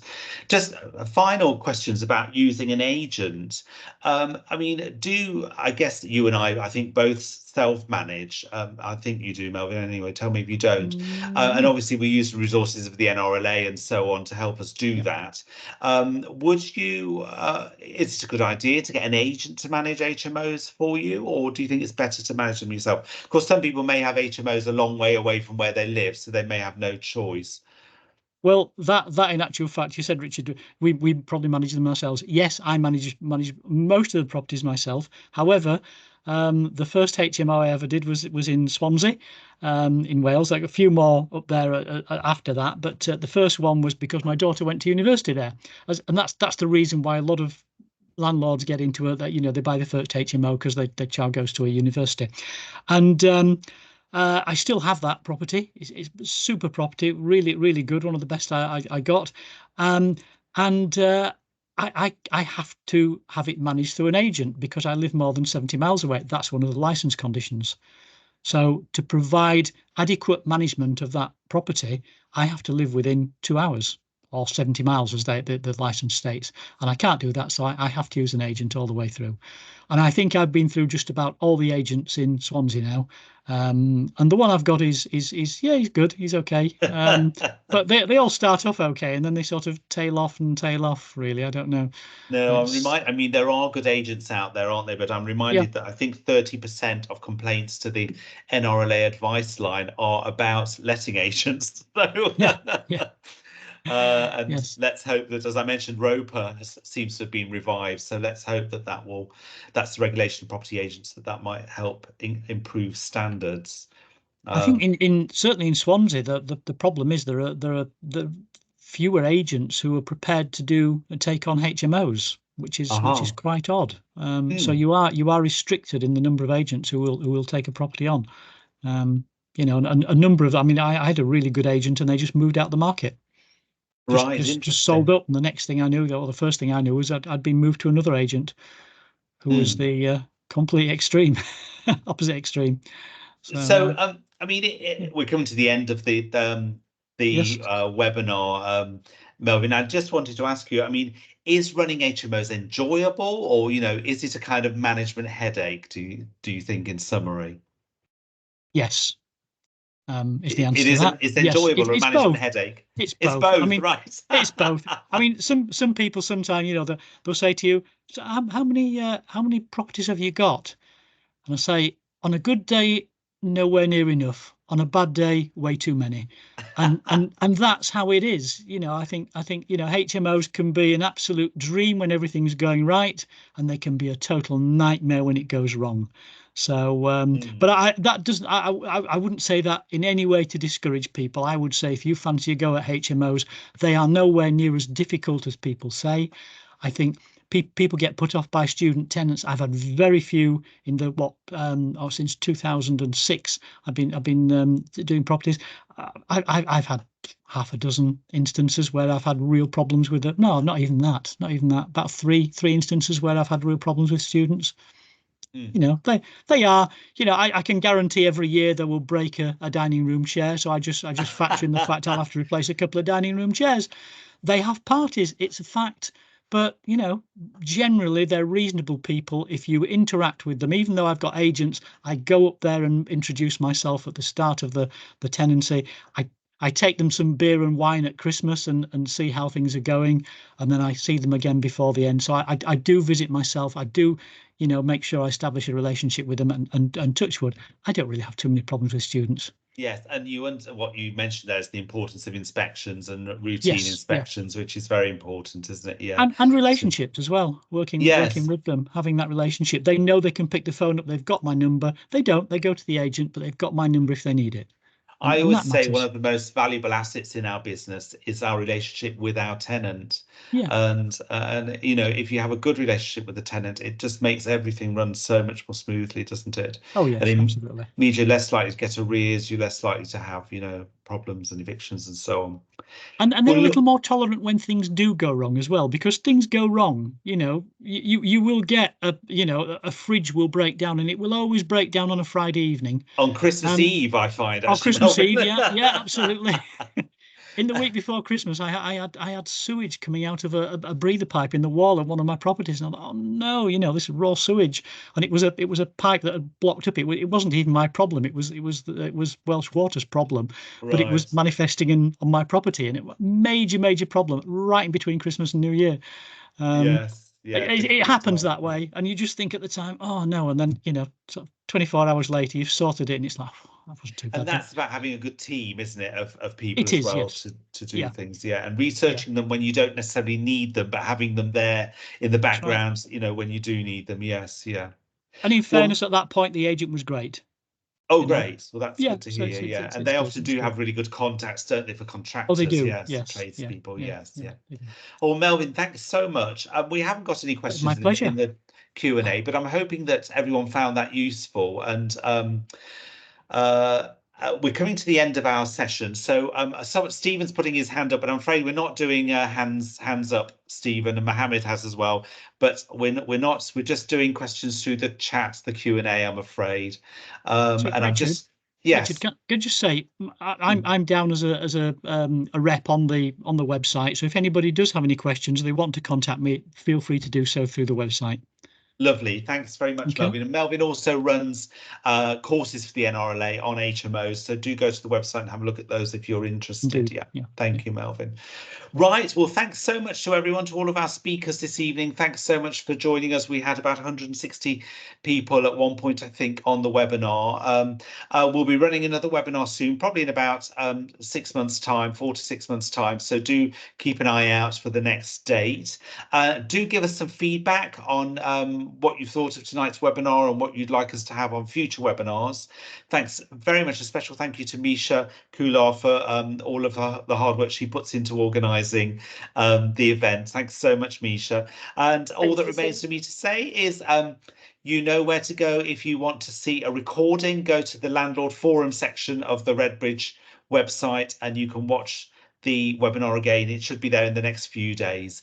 But all that remains to say is thanks so much for joining us tonight and have a wonderful evening, everyone. Thanks and goodbye. Thank you, Richard. Bye.